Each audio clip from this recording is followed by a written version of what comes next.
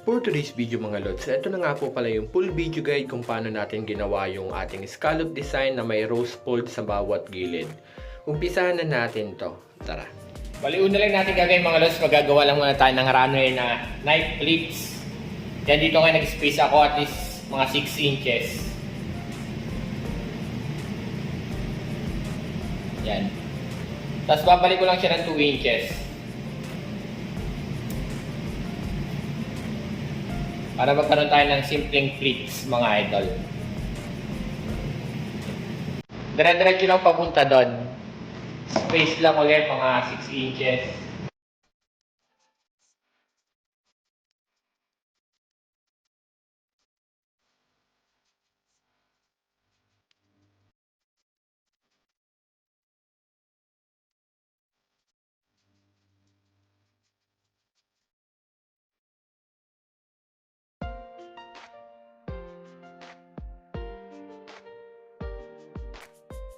Bali yan ang mga lods, so tapos na nga natin yung ating runner na pleats. Ganyan lang yan mga lods ginagawa.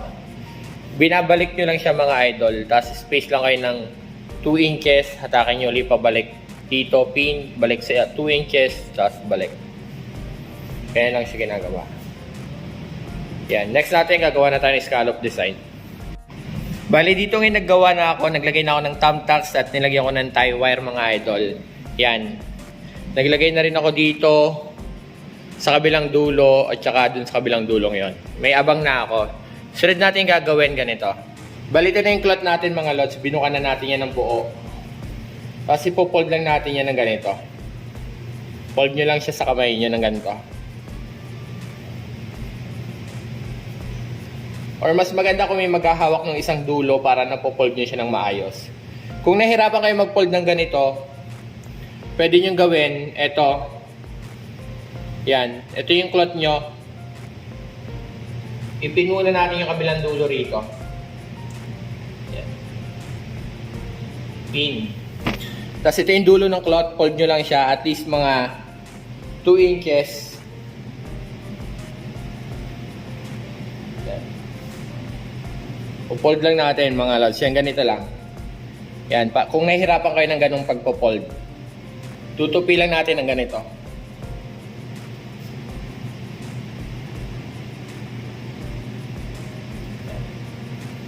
Parehas lang din, pero ito mas pantay ng konti. Kasi nga, maganda yung pagkakatupi. Yan. Pero kung ayaw nyo namang ipin, pwede nyo pahawakan muna to. Sunod, ito itatali na natin siya rito.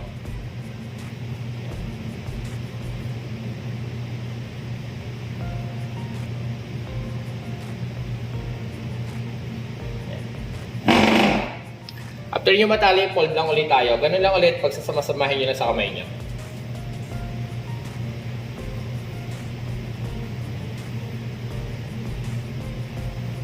Yan. Tapos, fold natin na ganito.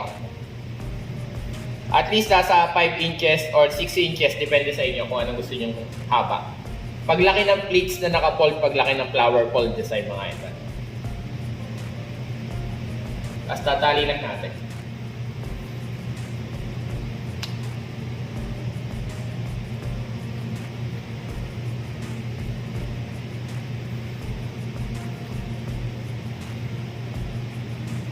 Yan. After nyan, kunin nyo na itong isa. Yan. Check natin kung saan yung pinakaano. Babaw. Yan. Ito gawa ng tayo scallop design. Fold lang natin dito.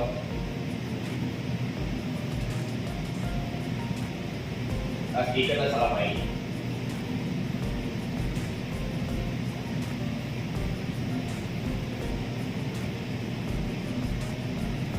Tapos release nyo na lang kung sino mas malaki. Sabaan nyo na lang. Release nyo. Tapos tatali na natin dito mga lads.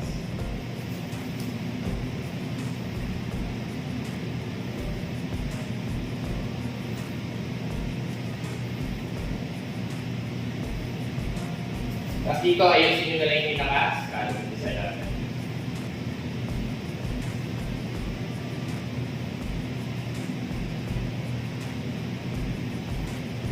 Tapos dito mga lods, gagawa lang tayo ng 3 pleats tapos isang mahaba sa ilalim. Ito nga, po-fold lang natin siya ng ganito. Yan.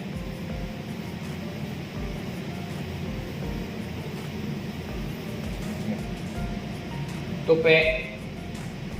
Tapos tali.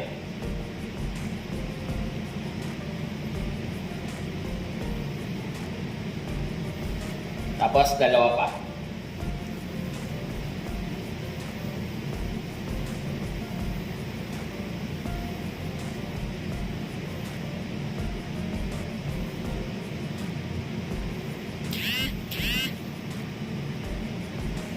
Yan.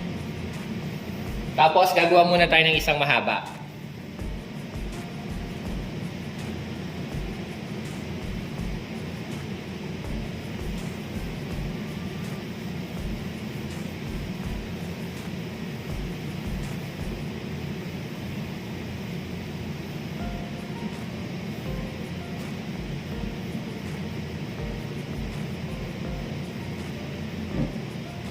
Yan.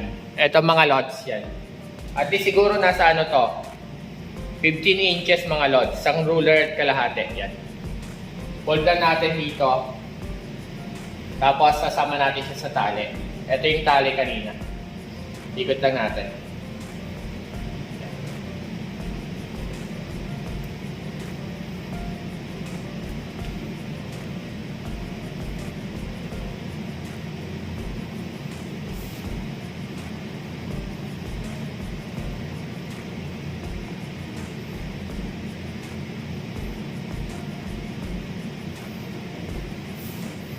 Ito na siya mga idol yan.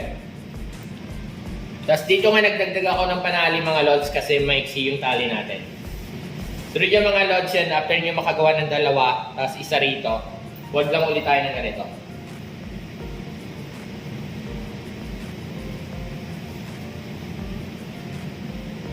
Yan. Sukatin nyo lang yan, ganyan, tapos tatali natin ulit ng wire natin.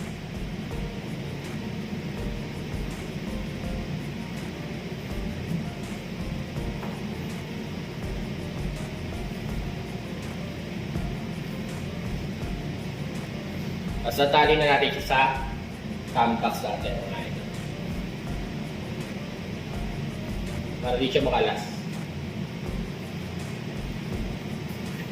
Bali yan, 3, tapos isang ganito mga idol. 3 yung ginawa natin. Tapos yan dito mga lads, kunin nyo lang yung tela nyo yan.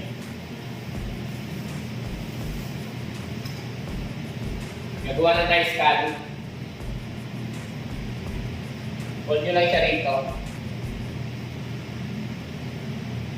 Bandang gitna, tapos dito na sa dulo.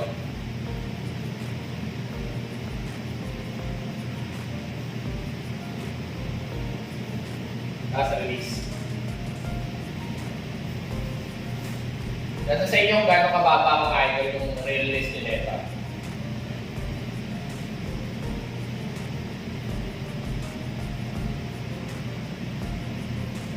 Tapos tali na na.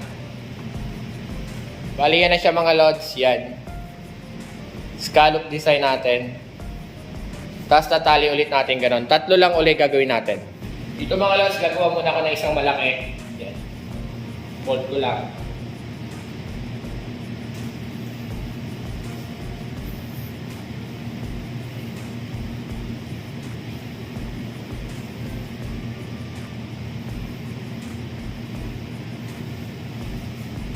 Check nyo na lang kung pantay yung nasa kabila.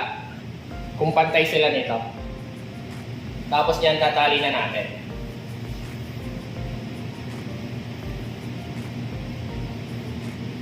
Nasa sa inyo kung anong gusto nyo mauna, kung yung malaki o yung maliit. Pwede naman kahit alin yung mauna mga lods. Tapos, after yan natin may tali mga idol, dito gagawa na ulit tayo ng 3 pleats kagaya ng kanina.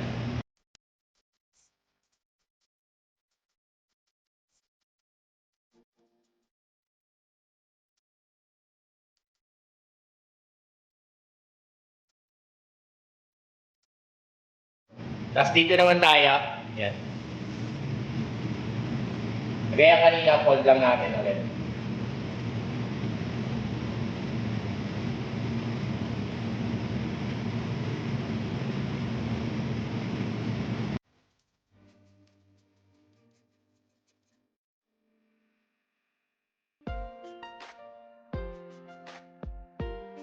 Bali, ganyan ang magiging itsura niyan mga idol yan. Sunod natin gagawin, bubukahin na natin yung pinaka-flower bulb. Tayo mag-umpisa mga lods yan. Kunin nyo lang dito yung pinaka-ilalim. Yan, yung last, ito, yung dulo. Kagaya lagi ng ginagawa natin, left and right lang yung hatak.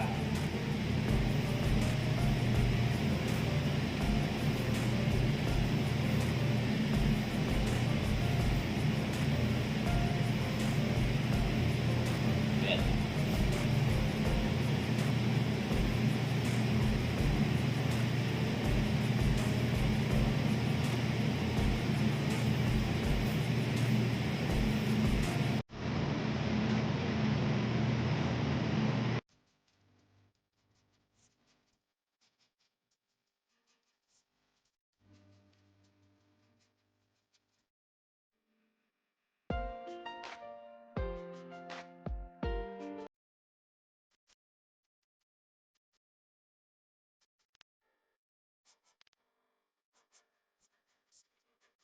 Sticker eh.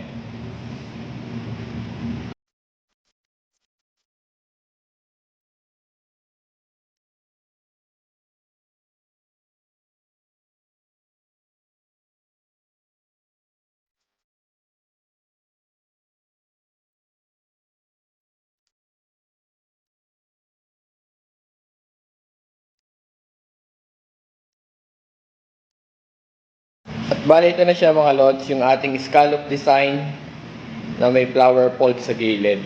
Yan. Ganyan itsura niyan mga lods yan. Nagawa lang tayo ng flower fold na tatlo tapos yung nasa ilalim. Scallop design sa gilid, tapos yan. Yan na siya mga idol.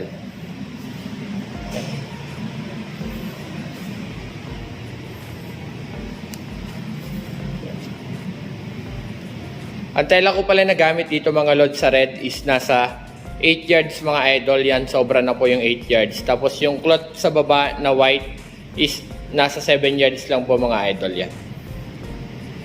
2 meters po yung table natin. Bale, ito na siya mga lods, yung simpleng scallop design natin.